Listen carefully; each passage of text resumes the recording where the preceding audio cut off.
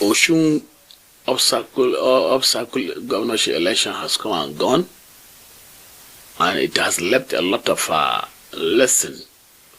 Also, it's a case study for 2027 general election. If you critically look at it, you make an in-depth data collation, analyze it, and make your findings, then you will believe with me that it has left a lot of case study which a politicians in 2027 has to also work on it. And if you look at the higher level of security development for that up-cycle election, more than 40 to 50,000 security personnel were deployed for that Osun up-cycle election, which is not good for democracy. And also, vote buying, it has serious negative effect in the sustainability of democracy in Nigeria. And also, it's a litmus test for INEC ahead of 2027 general election, because the Osun governorship election is the last off-cycle election Independent National Electoral Commission will conduct before 2027 general election. So it has shown a lot of commitment on the part of the INEC. From my findings and my observations, INEC have improved in the previous off-cycle election with the new technological advancement and also the new enacted Electoral Act and the new election guideline manuals. If you look at how the election started, accreditation, the accredit and vote, it was going simultaneously. And also the collation at the ward level, the collation at the local government collation center, and also at the collation at the state collation center. The result was announced within 24 hours of the conduct of the election, which has not gave more room for manipulation and changing of figures. The way the result was announced at the polling unit and the way it was transmitted using BBAS and RF, it has shown that now I have improved in their technological development, and it has given more hope to the electorate that their votes have been counted as expected. But the issue of militarization and the heavy deployment of the security personnel at the polling unit, at the collation center, many checkpoints in and outside the Osun state capital, all the state that share boundaries with the Osun state, there is heavy deployment of security checkpoint, and it was blocked. So the deployment of the heavy security personnel during the election scare away the voters from voting. It also increased the vulnerability of the voters of going to the polling unit to vote for fear of intimidation. If you look at the total numbers of registered voters and also total number of PBC collated in Osun State, you come to believe with me, no matter even the voters' education and the mobilization by all the party candidates, still the turnout is not up to 50%. It's from 44 to 45 statistically. So it means that the security personnel and the higher level of the political violence and thuggery before the election, a serving senator of the people of Nigeria make an implementary statement that if an member of ACOT is seen during the election, should be killed by APC member. It caused a lot of worry by any respected Democrat in this country, because issue of election is not do or die, but you should have to allow the constituent, the electorate, to decide who is their choice or who they want to vote. So if you look at the election, it was highly competitive. As I have said, they have about 2.3 million voters. But the total number of votes casted is about 1 million something. And the total number of ballot votes is about 950 something thousand. That shows that the more than 1.3 million or more than that have been disfranchised, or they have not been allowed to exercise their civic right or right to vote. So in this issue of election is a competitive game where you should allow people to freely exercise their constitutional right as enshrined in Nigerian constitutional right to vote. But when you had deployed too much security, making a lot of inciting or implementary statement that will scare voters from going to the polling booth to vote because of fear of being intimidated or being harassed or being killed, it means to encourage voters' apathy. So if you look at the issue of also vote buying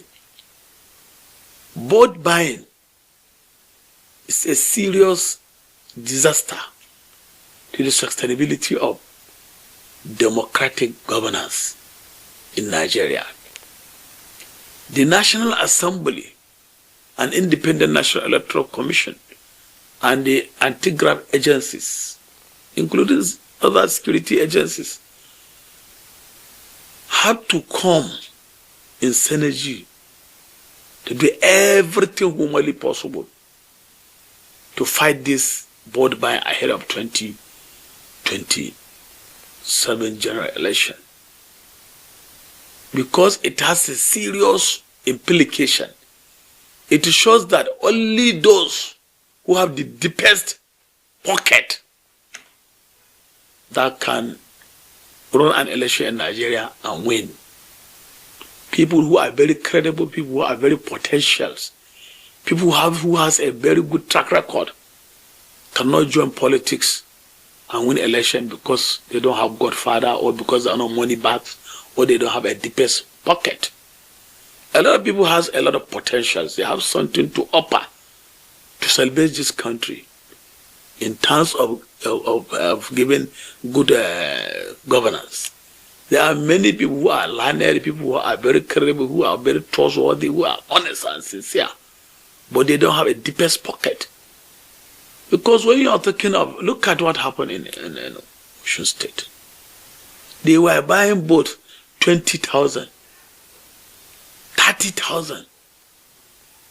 If you calculate, if you are to buy, let's say, the number of votes got by APC candidate, 440 something thousand. If you times it to 20,000, take away the 30,000. If you times even, let's say 300 votes, people vote on their own. That is, they just use it from their conscience. But let's say 140,000 votes are being the one voted by the candidate. is more than, you are talking of 2.8 billion naira. If you look at also the number of boats with the incumbent governor got, 550-something,000. If you take away, let's say, 300 also thousand boats, say people bought from their conscience, from their mind, because they believe that the governor have done well. You calculate 250,000 boats to 20,000. You are talking of 5 billion naira. So we have government and the security agencies and INEC and all the anti-graft agencies has to come together to change a pattern of how to checkmate the excesses of boat buying. During the Second Republic, nobody knows anything about boat buying. Because what encouraged boat buying is because people bought openly. That it was Jega who introduced that cubicle something where to go and board. Whatever you bought, people see it. So from there, if an agent of APC, ADC, Accord Party is in the polling booth, he is in good positions to see what you have voted for. Because the cubic something, or the cubicle, what they call it, cubicle something, where they bought the polling booth, it's not well secured where you can go and board, nobody is seeing you. All the party agents are there. When you vote for PDP or APC or any other political party, the agent of that party will see that, then they will give you the 20,000 or 30,000. So will you say that? So, and also, if you look at what happened also, voters are now well educated, or now they have bought for their conscience. Upon all the money the other parties gave, 20,000, 30,000, people bought for their conscience. The voice of the people has spoken, and it has, this issue of Osun's election have now shown that any governor who have not served well, who has not delivered dividend of democracy to the constituent or the electorate, that he should ready to prepare his handing over or not ahead of 2027. The issue of defecting from PDP to APC, some defected to political parties are strategic because of the internal party crisis they have. Some defected to party because of their opportunities or opportunistic. Just they want to get this federal might to the election. Some of the senators, but they are not credible. They are not also this thing. They are not rooted on the ground.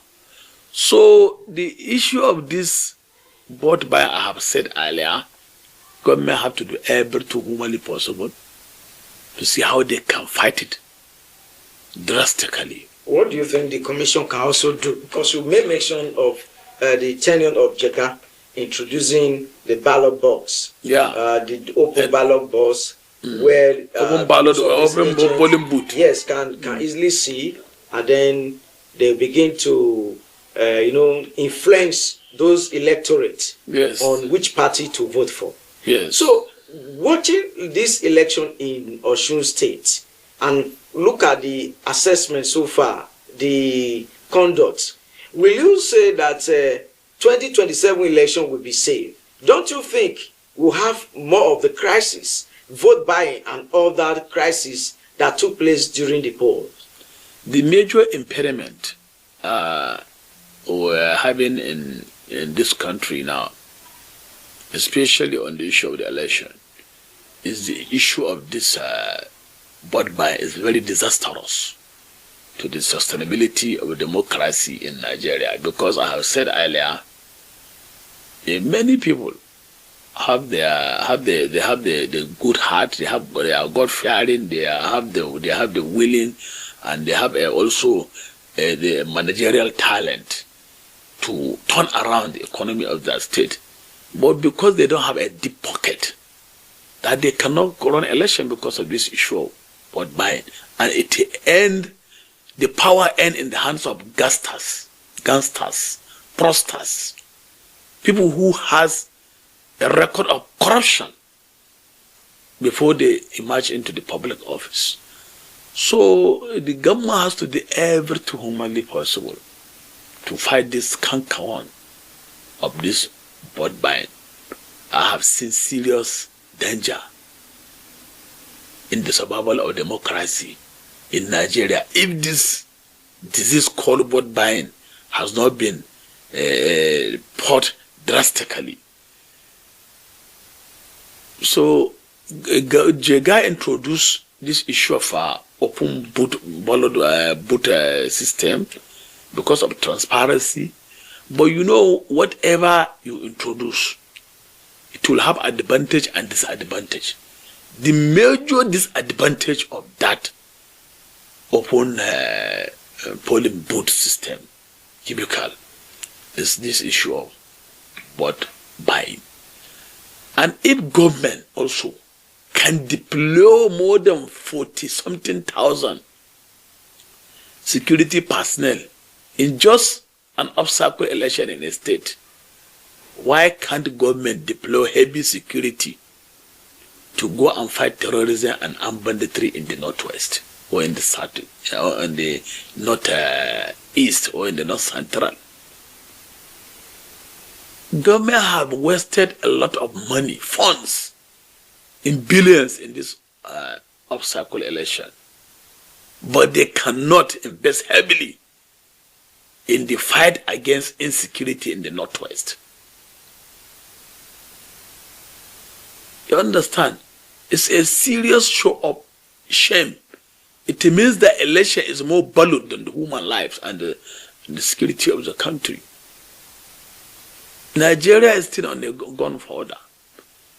Why you see an illiterate, armed bandit, heartless criminal demanding 100 million for an ordinary university lecturer? Yesterday, a lecturer was last week was kidnapped from Kaduna from his house.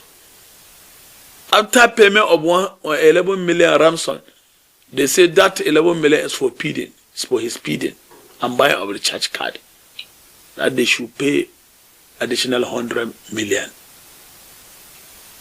So it's a shame when you can deploy thousands of security personnel for off-cycle election. You cannot deploy 5,000 security personnel to Zamfara State or to Kebbi State or to Sokoto State or to Katsina State or to Kaduna State to go and fight armed bandits and kidnappers in their hideout. So what is the way out? It is so ridiculous, and I don't like the way government have been doing that. So I'm a member of APC, but I cannot shy away from saying the truth. So, and on the issue of INEC need to improve. INEC with this election is my own personal opinion that I have looked at it. INEC now have been an unbiased empire in this election, because the way the high spirit and the speed APC governors and other APC bigwig have been going to Osun, people have anticipated that election is not going to be free and fair and credible. But with the way how the Accord Party and also the way ADC and other political parties stand still to protect their vote from the polling unit to the World Coalition Center, to local government coalition center and state coalition center, it has not given room for any manipulation or any change of figures or any discrepancies. And the way also INEC transmitted the record, the result from the polling unit, that is from EC8A to EC8B, that is the World Coalition Center, to EC8C to EC8D and EC8E, that has now shown that INEC is unbiased and fair in this election. I have to say it without any equivocation. Yeah, from the assessment, don't you think that this vote buying, if not Adeleke was strong enough, maybe he also has money to also secure some of the votes, don't you think that the APC would have been able to take this? And what if in 2027, and we have candidates who really have the mind to govern Nigeria, and they don't have such amount of money to spend on election day, what will be the hope of Nigerians? No, you see, the outcome of this election will not clearly determine that Adeleke have used money to buy the conscience of the people of Osun State. If you have gone to Osun, Osogbo, the state capital before, you could believe with me that he have performed wonderfully in terms of infrastructural development, in terms of payment of pensions, salaries, and wages, and improving the welfare of the civil servant. He has done very well. He has shown, and the Osun State people have shown to Nigerians that they were educated, and also they have been they have bought for their conscience. In 2022, Adeleke was voted into office as PDP governorship candidate, and he defeated the Oyetola Boyega, who is an incumbent governor of APC. And in 2026, because of the internal crisis in PDP, he decided to join Accord Party. Most of the people in Nigeria, they don't even know Accord Party, because the party doesn't have structure. From scratch in Osun State, he took the party from scratch, built up the party. Within 1 year, the party is well known in Nigeria because of the Adeleke influence, and also his his nephew, Davido.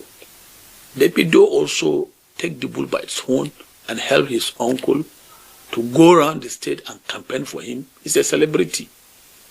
Davido influence also have made the youth of the state to support him, not only in Osun State, all over the country.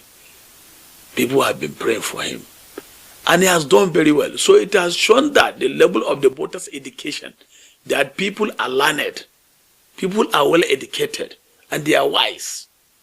And it shows that if you are courageous enough, you have performed well, you have delivered the dividend of democracy, or you have fulfilled your electionary campaign, why will you be jumping from a PDP to APC? Why shouldn't you go to Accord or ABGA or any other political party? Those governors who have defected from PDP to APC, some of them are opportunistic.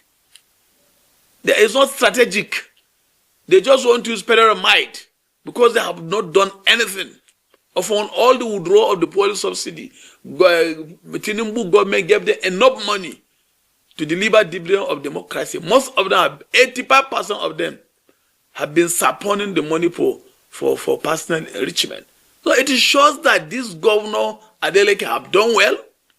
If he has not done well, the people who bought him out, since the First Republic, Southwest are most educated people.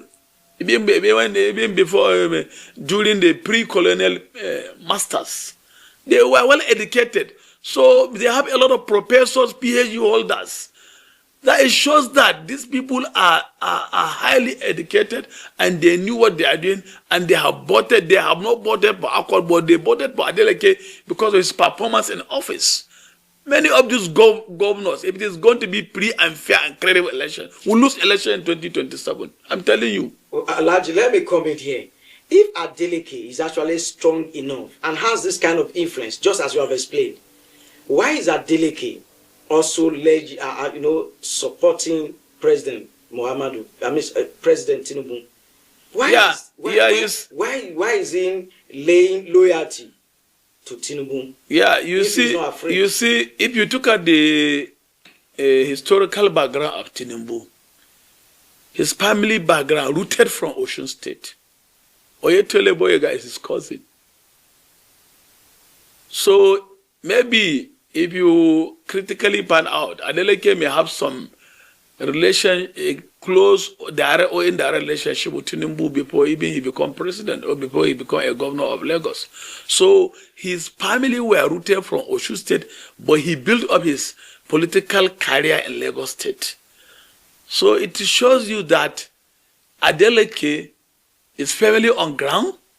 And if you look at the historical background, the political historical background of Adeleke family, even from the late Senator Isiaku Adeleke, the former governor of the blessed memory, they have a electoral value and they have financial value because they are rich family, and they maintain the good relationship. They touch base, irrespective of even Adeleke. He's a Christian. He's out of the country, but he still maintains base and relationship with all the religious faith in the Osun State. He go to mosques, he go to church, he maintains relationship with traditional rulers, with all civil society organizations. And also that the dancing stage, he always dance. It gave me a lot of popularity. People like him for the dancing. Will you say relationship also affects or contributes to his victory in this last election? The relationship with Tinubu, I can tell you, does not contribute anything to his victory, because Tinubu, as a CNC, he has a constitutional responsibility to protect the territorial integrity of this country. The way the security were deployed and the statement made by Tinubu before the election, it is his constitutional duty to make such statement. The INEC should be unbiased, INEC should be independent, and the security should maintain security of lives and property.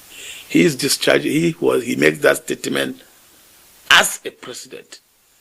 And also, if you look at the margin,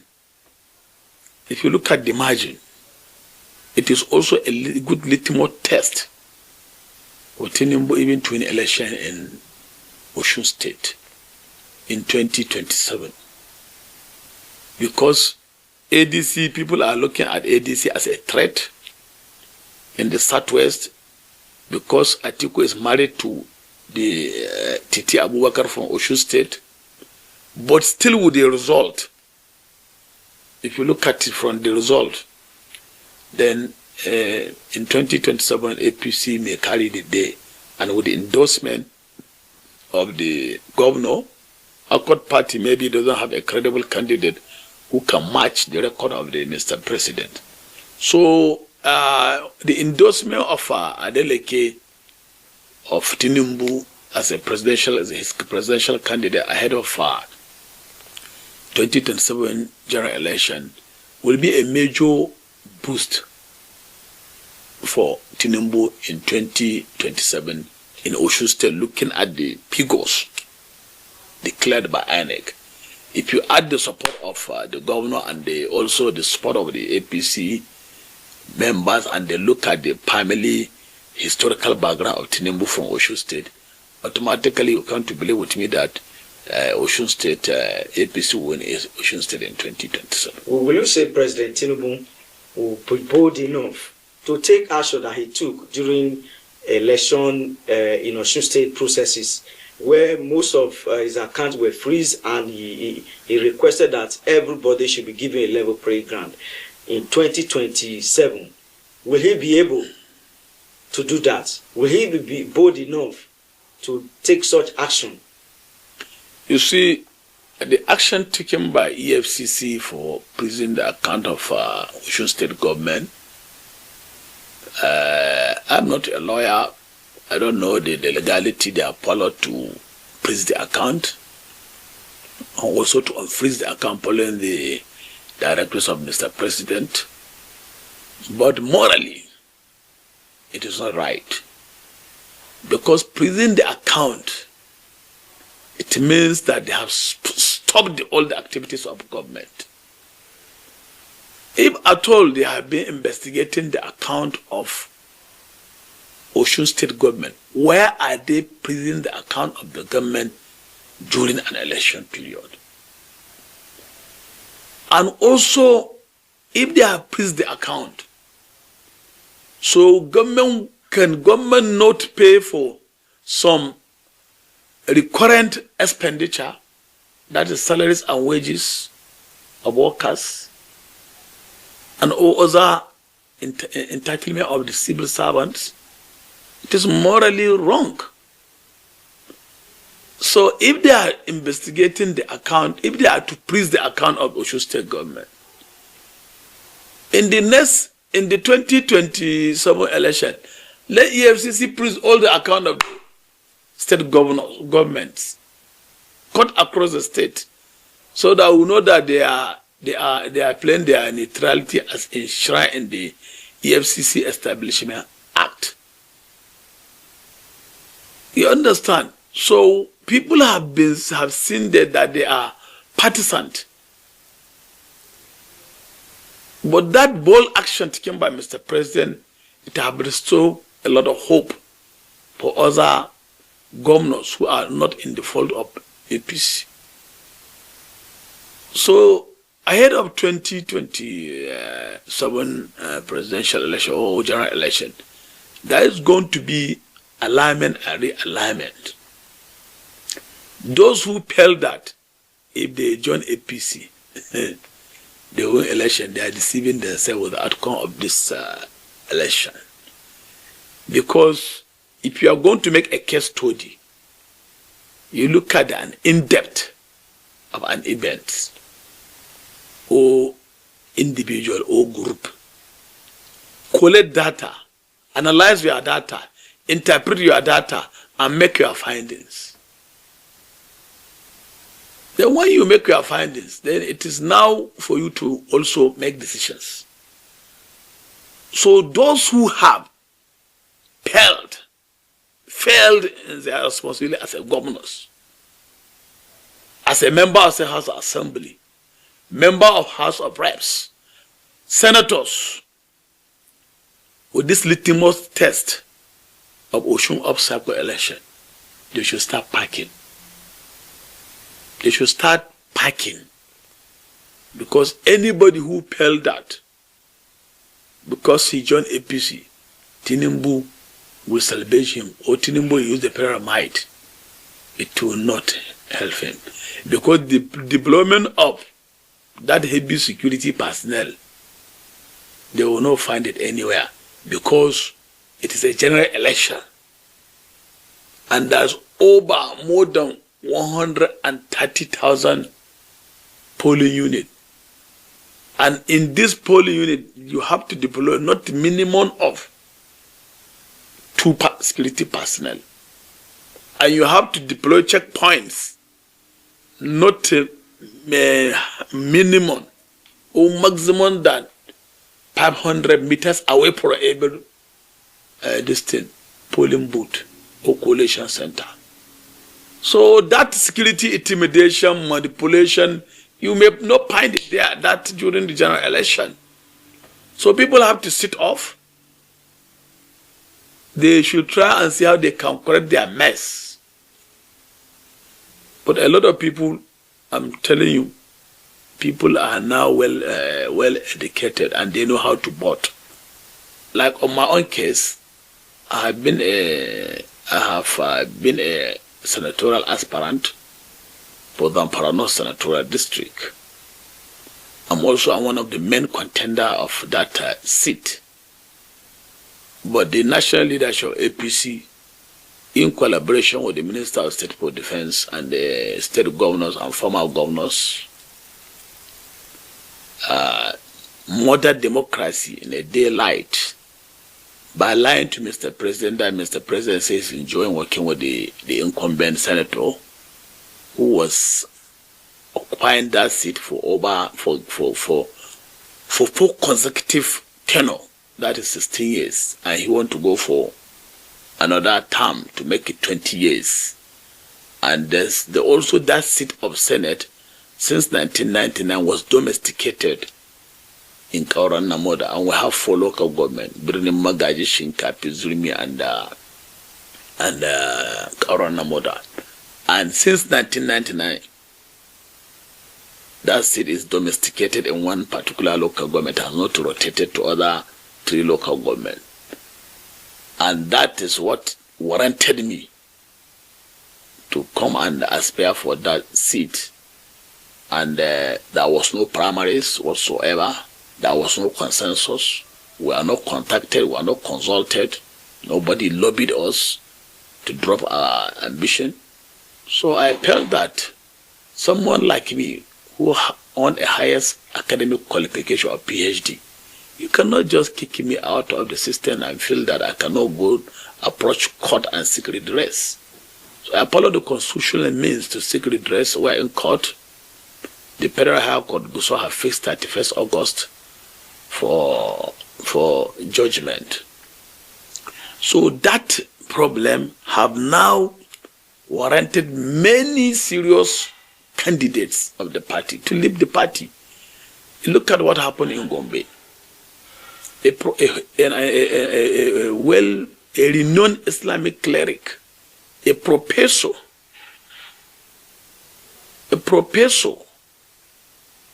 very energetic, very learned person, God-fearing person, somebody who has a very good, rich CB, to turn around the economy of Gombe State. He was manipulated out of the party primaries. Look at what happened in Nasarawa State. How they just came before even they start selling a form, they endorse another candidate. Many people were molested, were intimidated by the incumbent governors. So that is a major setback for the party.